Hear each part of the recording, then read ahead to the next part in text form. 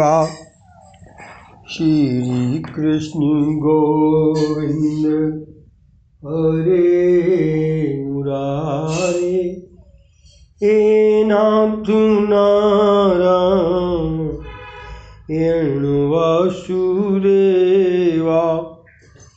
श्री कृष्ण गोविंद हरे मुरारे, हे नाथ नारायण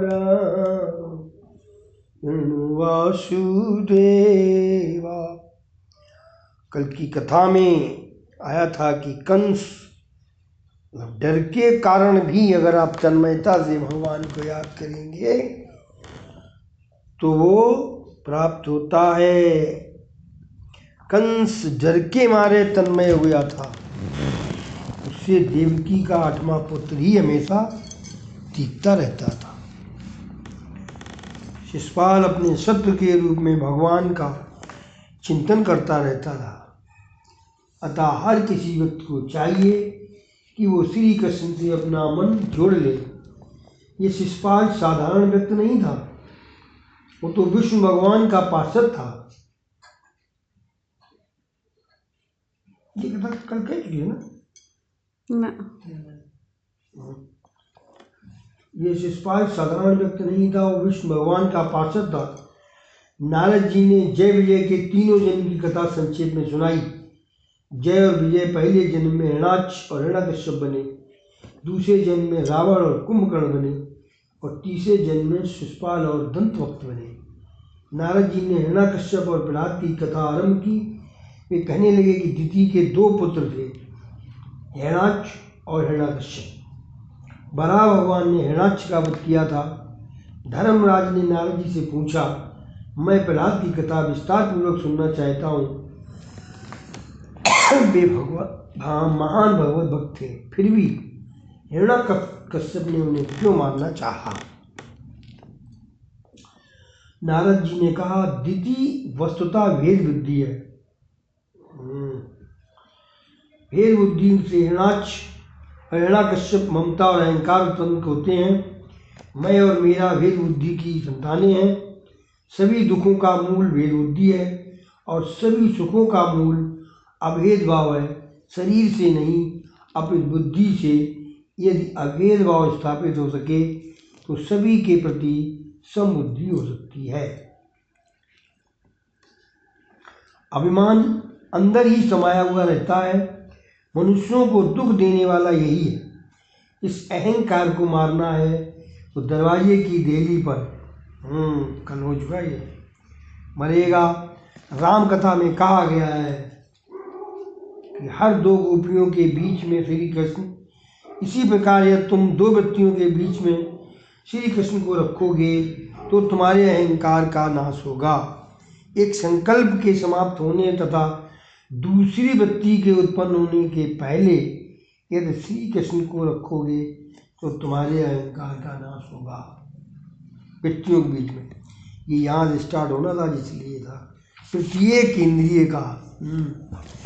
प्रत्येक इंद्रिय का मिलन जब तक परमात्मा के साथ नहीं हो पाता तब तक अहंकार बना ही रहता है। पुरुष ईश्वर शरण में तन्मय हो जाए और अन्य किसी भेद का अस्तित्व न रहे तो अहंकार की मृत्यु अवश्य होगी।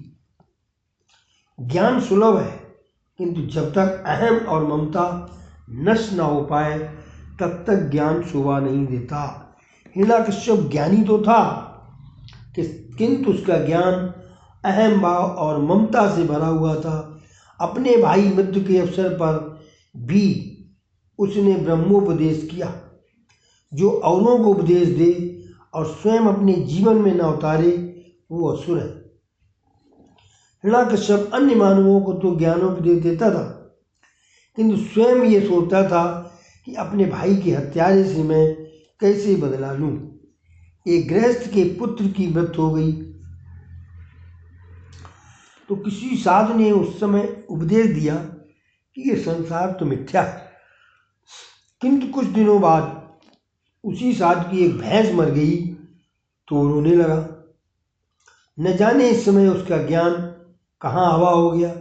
उस गृहस्थ ने आकर उस साधु से पूछा, अब आप क्यों रो रहे हो? साधु ने कहा, वो पुत्र तो तेरा था, अतः मैंने तुझे उपदेश दिया, किंतु ये भैंस तो मेरी है, अतः रो रहा हूँ। जब तक अहम भाव और ममता विद्यमान है तब तक ज्ञान का पाचन नहीं हो सकता।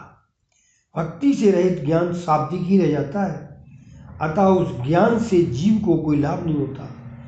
वैराग्य और भक्ति के अभाव में ज्ञान का अनुभव नहीं हो पाता।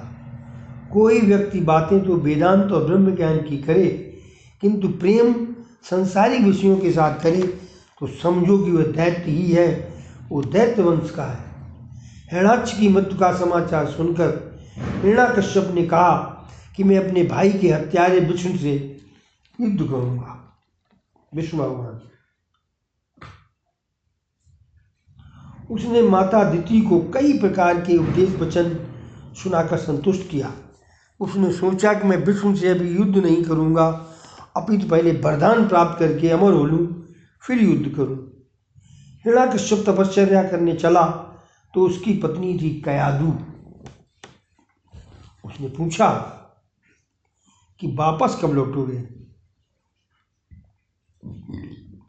तो उसने उत्तर दिया कि कुछ निश्चित नहीं है, मैं 10,000 वर्षों तक तप करूंगा और तब से अनेक सिद्धियां प्राप्त करके ही घर वापस आऊंगा। हिरण्याकश्यप मंदराचल पर्वत पर आया। ये कथा भागवत में नहीं है। व्यास जी ने विष्णु पुराण में ये कथा लिखी है। हिरण्याकश्यप की तपस्या का वृत्तांत जानकर देवों ने बृहस्पति से प्रार्थना की, आप हिरण्याकश्यप की तपश्चर्या में बाधा उपस्थित कीजिए। ये सुनकर बृहस्पति तोते का रूप धारण करके मंदराचल पर्वत पर आए और जहाँ हिरण्याकश्यप तपश्चर्या करने बैठा हुआ था वहीं किसी वृक्ष पर बैठकर नारायण का जप करने लगा।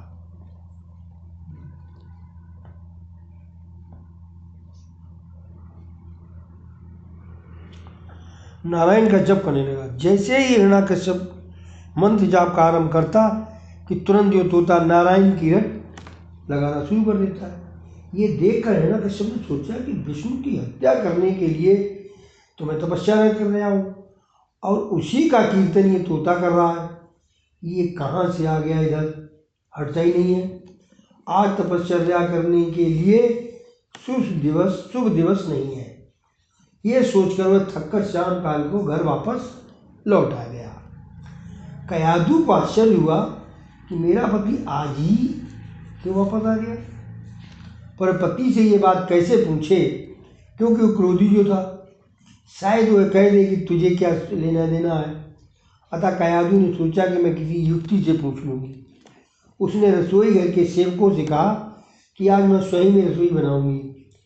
पति की गुप्त बातें जाननी हो तो कयादु के रास्ते पर चलो। भोजन में बड़ा वशीकरण होता है। लोभी को द्रव्य से वश में करो, अभिमानी को प्रशंसा से। हिरण्याकश्यप अभिमानी था, अतः उसकी पत्नी उसकी सेवा करते हुए उसकी प्रशंसा करने लगी। राजा भोज ने एक बार कालिदास से पूछा था कि चीनी से भी अधिक मीठी वस्तु कौन सी है? कालिदास का उत्तर था प्रशंसा। कयादु कहने लगी, इंद्र चंद्र आदि देव तो आपके बराबर थरथर कांपते हैं।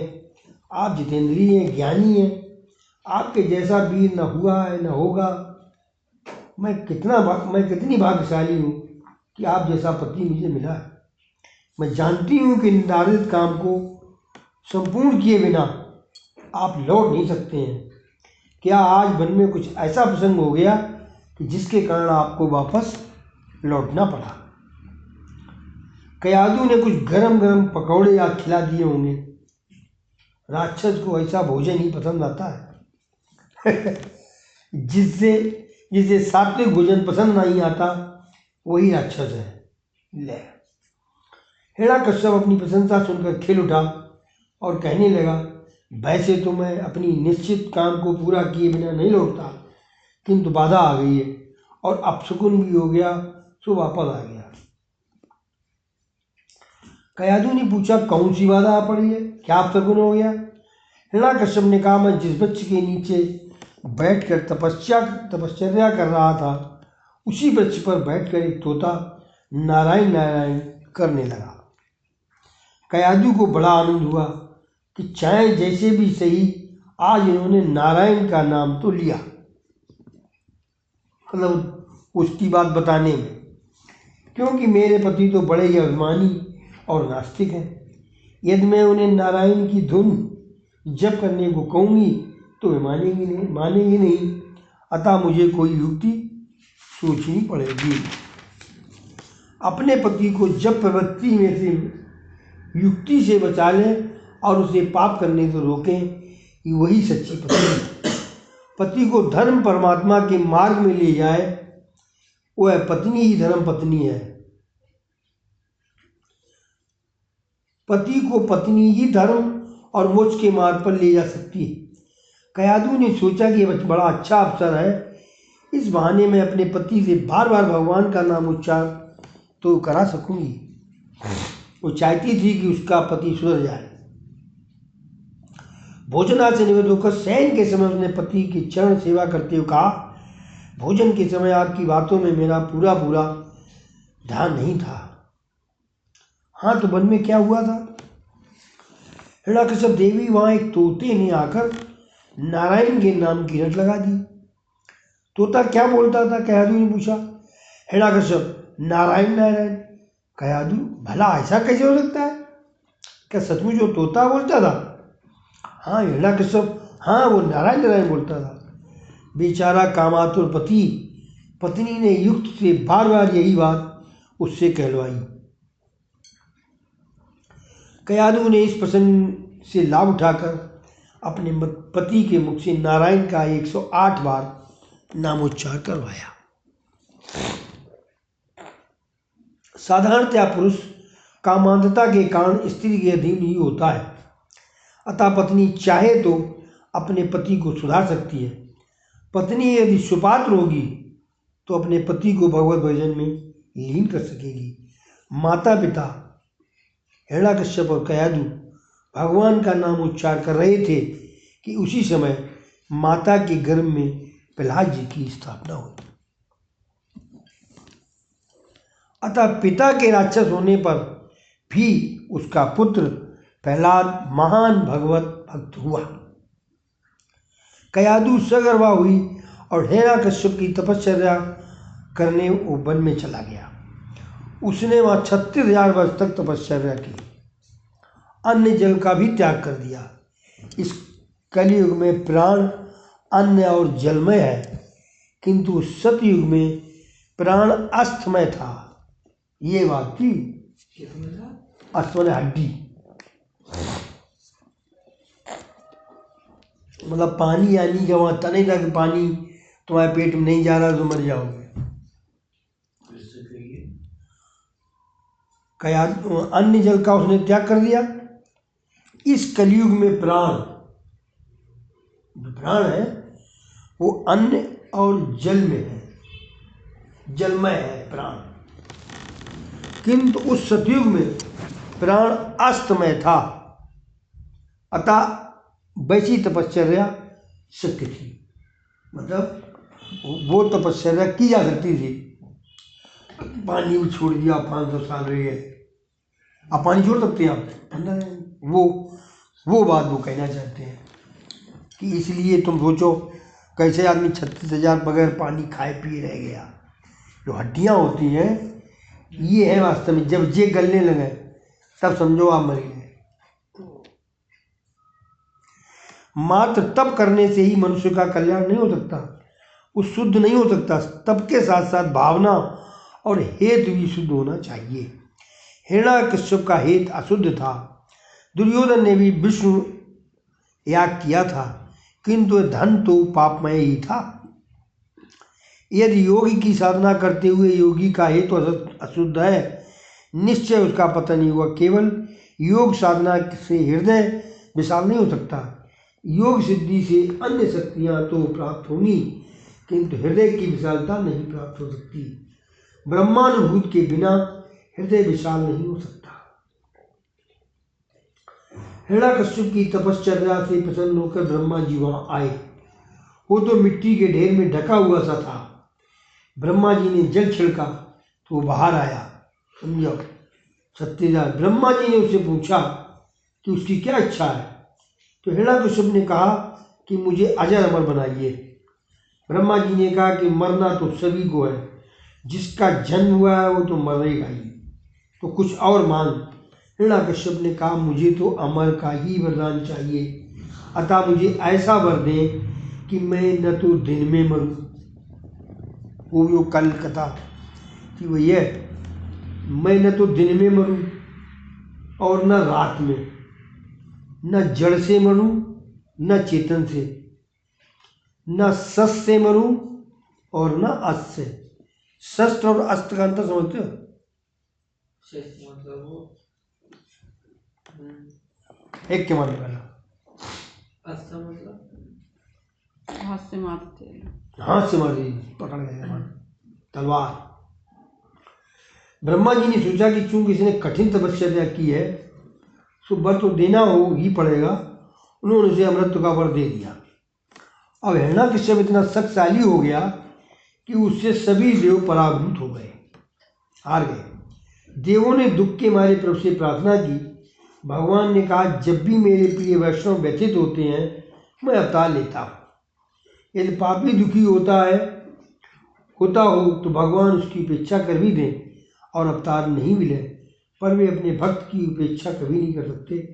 भक्तों पर विपत्ति आने पर उन्हें अवतार लेना ही पड़ता है। देवों को भगवान ने आश्वासन दिया कि जब कभी हिरण्यकश्यप अपने पुत्र से शत्रुता करेगा और उसकी हत्या के लिए तत्पर होगा तब मैं अवतार लूंगा और हिरण्यकश्यप का वध करूंगा। दूसरी तरफ कयादु के गर्भ से प्रहलाद का जन्म हुआ और वो दिनों दिन बढ़ने लगा। सभी को इससे आनंद प्रहलाद मिलता था, अतः उसका नाम प्रहलाद रखा गया। दैत्यों के गुरु थे शुक्राचार्य। उनके षंड और अमर्क नामक 2 पुत्र थे। और कहानी विकट है, आप इतनी ज़्यादा उलझा देंगे।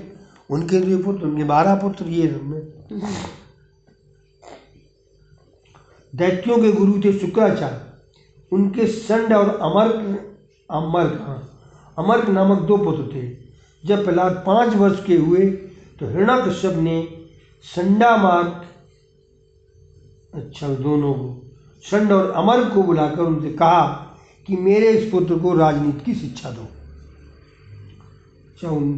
शुक्राचार्य लड़कों से कहा। सुखदेव जी वर्णन करते हैं, राजन वैसे तो षंडामर्क प्रहलाद जी को राजनीति पढ़ाते थे, किंतु प्रहलाद तो गर्भवास के समय से ही भक्ति के रंग में रंगे हुए थे। प्रहलाद को भगवान वासुदेव से स्वाभाविक प्रीति थी।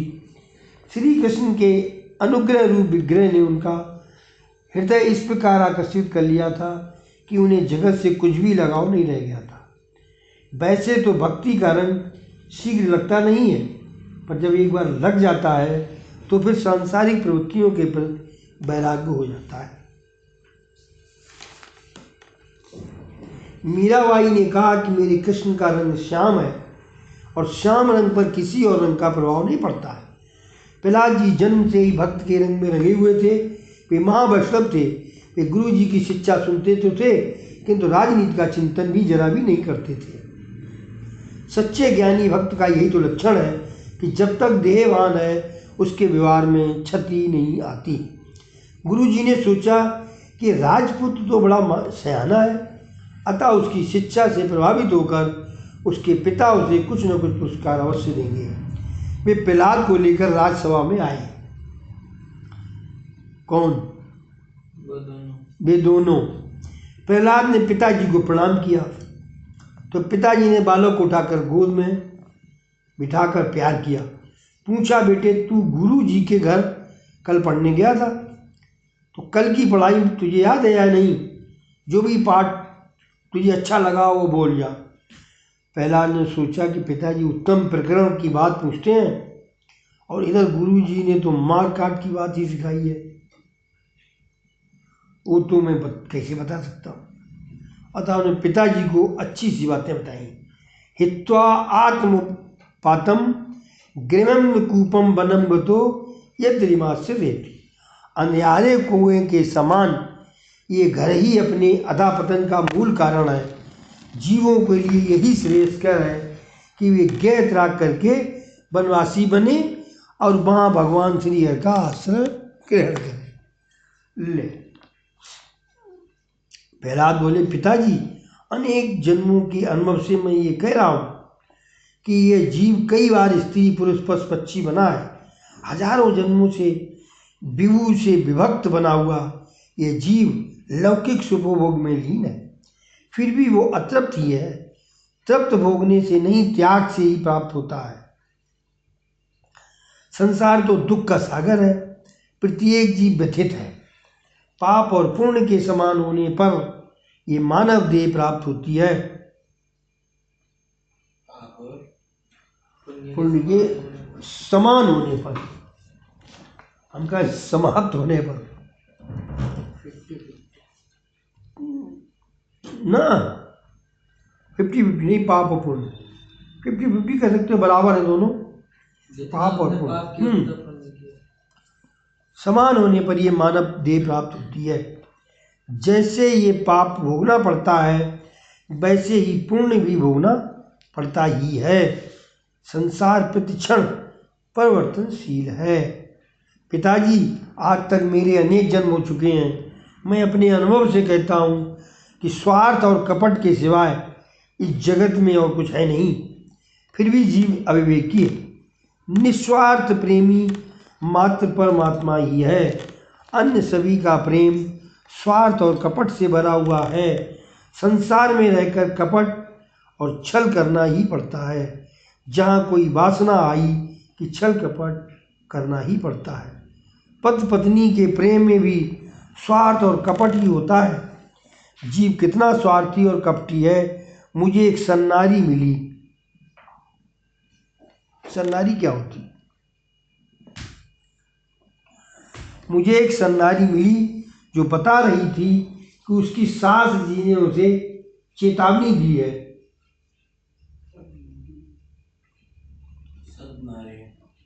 सतनारी होगा नहीं, वो तो जब वो जोड़ा जाएगा तो हाँ वो सत हो जाएगा। सतनारी, उसको अलग अलग जोड़ेंगे तो ता जो है ना बन जाएगा। जो बता रही थी कि उसकी सास जी ने उसे चेतावनी दी है कि 3 पुत्रियां काफ़ी हैं। अगर चौथी बार भी उसने पुत्री को जन्म दिया तो किसी भी तरह से उसे घर से निकाल बाहर किया जाएगा।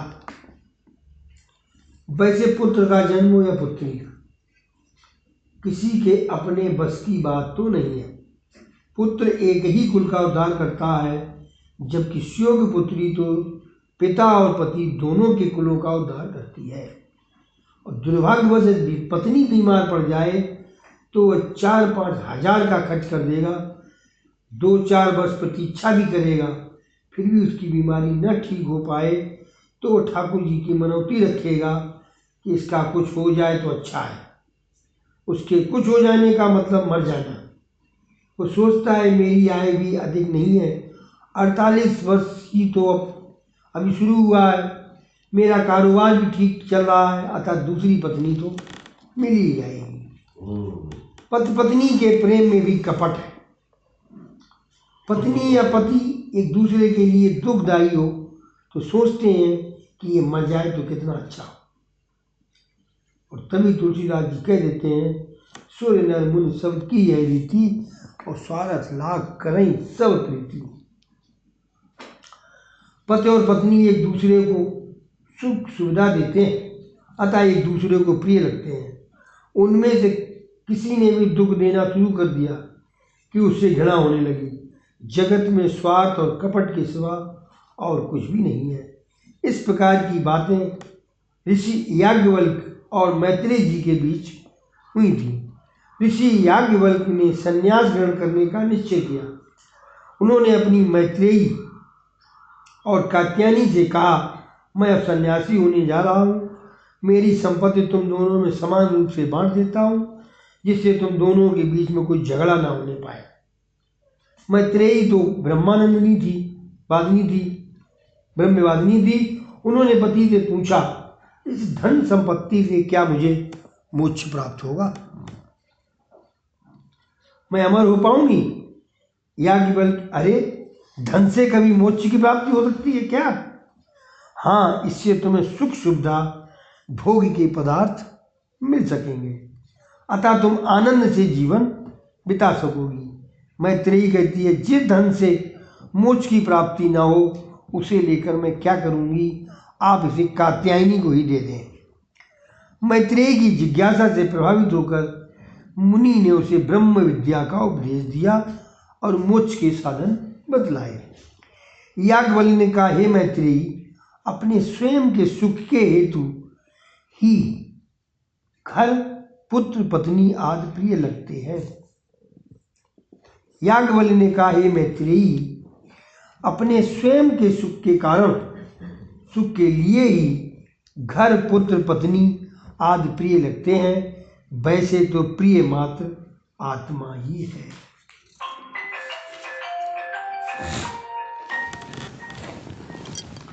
आत्मा वही सर्वेषां प्रिया। बंद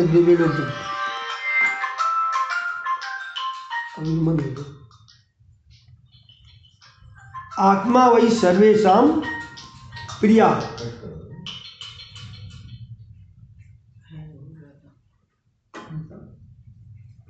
न वा अरे पत्यु कामाय पति प्रियो भवति, आत्मनस्तु कामाय पति प्रिया भवति। न वा अरे जायाय कामाय जाया प्रिया भवति, आत्मनस्तु कामाय जाया प्रिया भवति।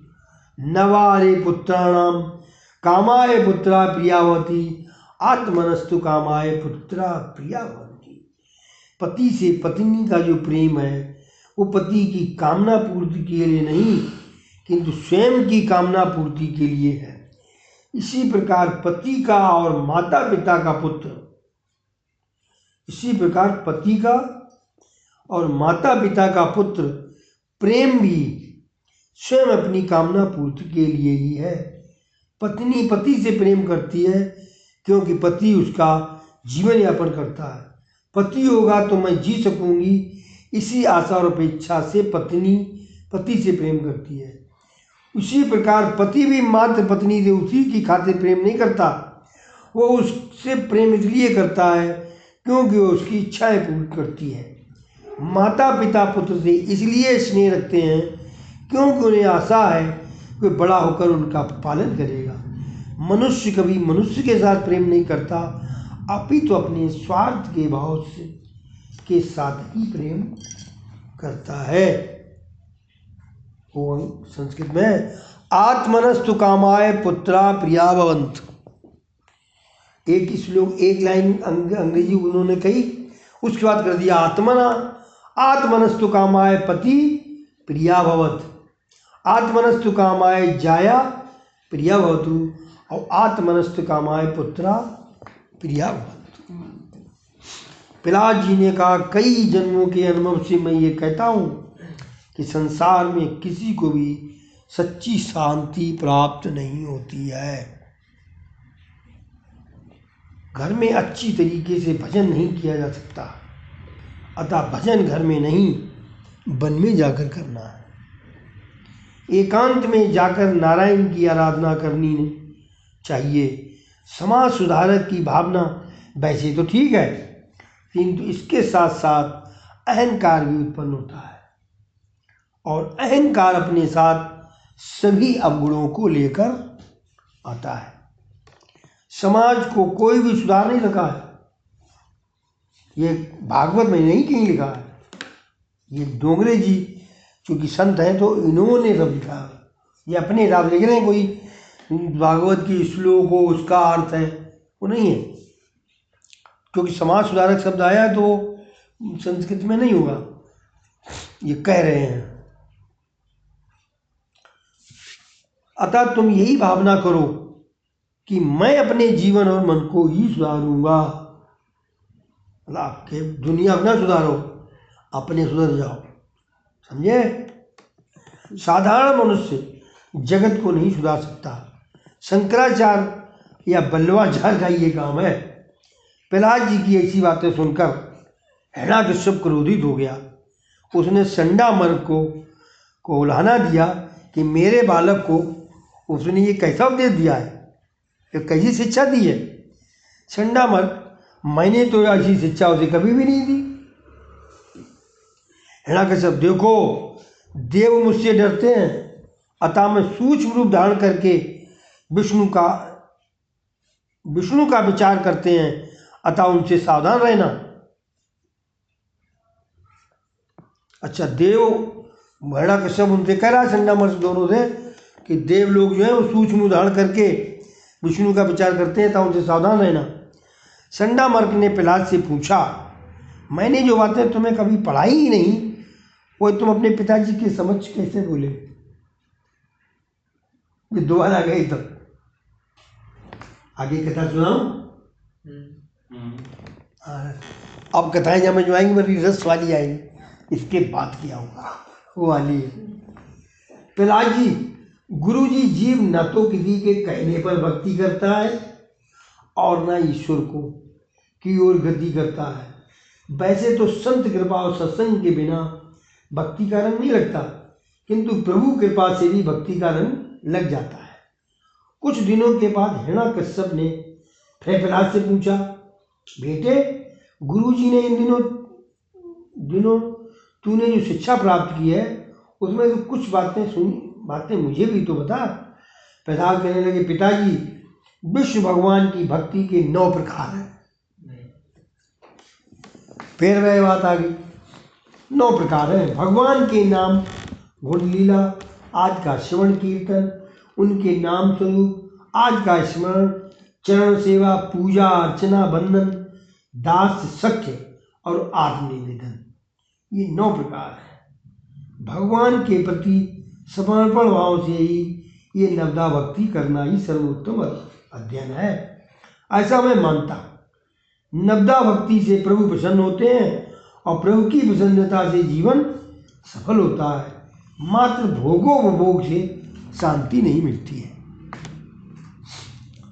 पुत्र की ऐसी बातें सुनकर हिरण्याकश्यप क्रोधित हो गया और उसने अपनी गोद से उसे फेंक दिया। उसने सेवकों को आज्ञा दी कि इस बालक को मारो, ये मारे जाने योग्य है, ये मेरे शत्रु के नाम का भजन करता है। आज्ञा पाते ही दैत्य सेवक प्रहलाद को मारने दौड़े। प्रहलाद की दृष्टि दिव्य थी, उन्हें तो तलवार में भी कृष्ण का दर्शन हुआ और जिसके हाथ में तलवार थी उस दैत्य ने भी कृष्ण का दर्शन हुआ। संसार में बहुत से सुंदर पदार्थ हैं, किंतु सभी को भगवत भाव से देखो। जगत के काम करते हुए भी ईश्वर से संबंध बनाए रखो। बालक की अपेक्षा बाल कृष्ण से संलग्न रहोगे तभी कृष्ण मिलेंगे और साथ में लक्ष्मी भी। लौकिक नाम रूप में फंसा हुआ मन श्री कृष्ण के नाम रूप में लीन हो जाए तभी मुक्ति मिलती है और मनुष्य का उद्धार होता है।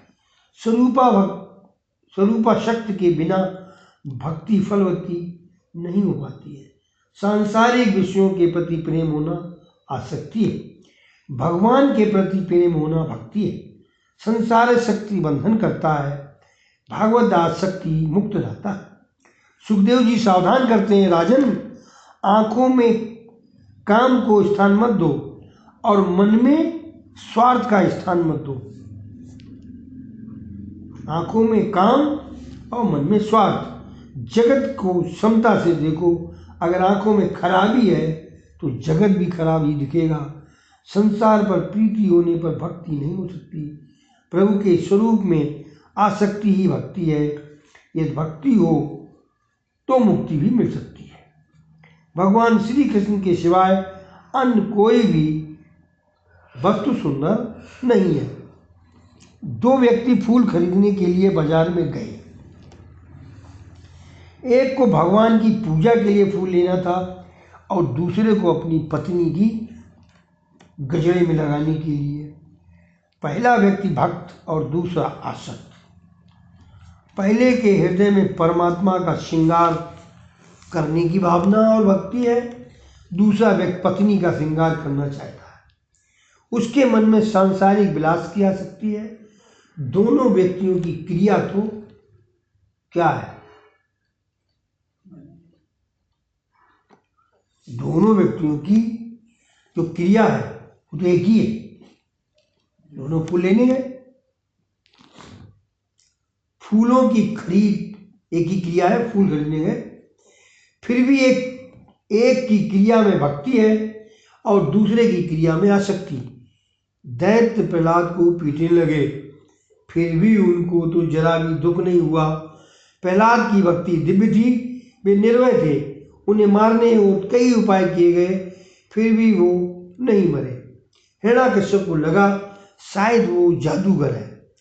उसने आज्ञा दी कि प्रहलाद को अंधेरे कमरे में बंद कर दो और वहाँ अन्न जल के अभाव से ये मर जाएगा। प्रहलाद जी को बंदी बना दिया गया, फिर भी उन्हें किसी तरह का डर नहीं लगा। उन्होंने सोचा कि चलो अच्छा ही हुआ, अब मैं यहीं शांतिपूर्वक भजन कीर्तन कर करूँगा। सुख में भगवत कृपा का अनुभव करने वाला सामान्य वैष्णव है सुख में, किंतु जो दुख में भी भगवत कृपा का अनुभव करता है वो महान वैष्णव है। दुख में भी जो सेवा स्मरण न छोड़े वही महान वैष्णव है। देवकी वसुदेव को कितना कष्ट सहना पड़ा, फिर भी उन्होंने धैर्य नहीं छोड़ा। हम तो छोटे से दुख से भी घबराहट महसूस करने लगते हैं और सोचते हैं कि मैंने इतना तो सेवा स्मरण किया, फिर भी भगवान ने कष्ट दिया। अतिशय दुखदायी अवस्था में भी प्रहलाद यही सोचते हैं कि मेरे भगवान तो मेरे संग ही हैं, फिर डरना कैसा। भयाकांत से ईश्वर दूर रहते हैं। गीता जी में कहा है कि मेरे तू निकट, गीता जी में कहा है कि मैं तेरे निकट हूँ, मैं तुझे देखता हूँ, फिर भी तू मुझे देख नहीं पाता। अंधेरे में भी प्रहलाद भयभीत नहीं हुए, वे कृष्ण का कीर्तन करने लगे। उन्हें आज अपनी देह का भान भी नहीं था। भगवत प्रेम में जिसे देहभान नहीं रहता उसे संसार में कोई भी विकार प्रभावित नहीं कर सकता। आज ठाकुर जी ने लक्ष्मी जी से पूछा, जगत में कोई जीव भूखा तो नहीं रह गया है ना? ऊपर रोज हिसाब किताब रहता है कि कोई भूखा रह गया नहीं रह गया। तो लक्ष्मी जी ने पूछा, लक्ष्मी जी ने कहा कि आपका भक्त प्रहलाद कैद में भूखा पड़ा हुआ है। तो भगवान ने कहा, देवी उसके लिए शीघ्र ही प्रसाद भेजो। लक्ष्मी ने प्रहलाद को अपना पुत्र मानकर अपना लिया। पार्षदों ने प्रहलाद से कहा, तुम्हारे लिए लक्ष्मी जी ने प्रसाद भेजा है। प्रहलाद ने प्रणाम किया। उसने सोचा, प्रभु की मुझ पर कितनी कृपा है, ये मेरी कितनी चिंता किया। जो इधर कारावास में भी मेरे लिए उन्होंने प्रसाद भेज दिया। हिरण्यकश्यप के सेवकों को आश्चर्य हुआ। वे सोचने लगे कि हम यहाँ चौकसी कर रहे हैं, फिर भी प्रहलाद भोजन कैसे कर रहा है, ये जादूगर तो नहीं है। उन्होंने जाकर हिरण्यकश्यप से बात की। उसने कारावास में जाकर देखा तो प्रहलाद प्रसाद खा रहा था। उसने पुत्र से पूछा, प्रहलाद सच सच बतला दे, ये भोजन तुझे किसने दिया? प्रहलाद ने कहा, माता के गर्भ में जिसने मेरा पोषण किया था वही यहाँ पर भी पोषण कर रहा है। पिताजी कारावास का कमरा तो फिर भी बड़ा है, जबकि गर्भवास तो कितना छोटा होता है। वहाँ जिसने मेरा पोषण किया, मेरी रक्षा की, वही यहाँ भी पोषण करेगा, मेरी रक्षा करेगा। हिरण्यकश्यप सोचने लगा कि वह तो किसी भी उपाय से मरता नहीं है, कहीं मुझे मारने के लिए ही तो ये नहीं आया है। वो घबरा कर संडा मार्ग के पास गया। वही दोनों अपने संडा मार्ग, संड और अमार्क बेटे संडा मार्ग के पास आया। राजा का निस्तेज मुख देखकर संडा मार्ग के आश्वासन देते हुए कहा कि 5 वर्ष का एक छोटा सा बच्चा भला तुम्हें कैसे मार सकता है? हम उसे वरुण पास से बांध देंगे।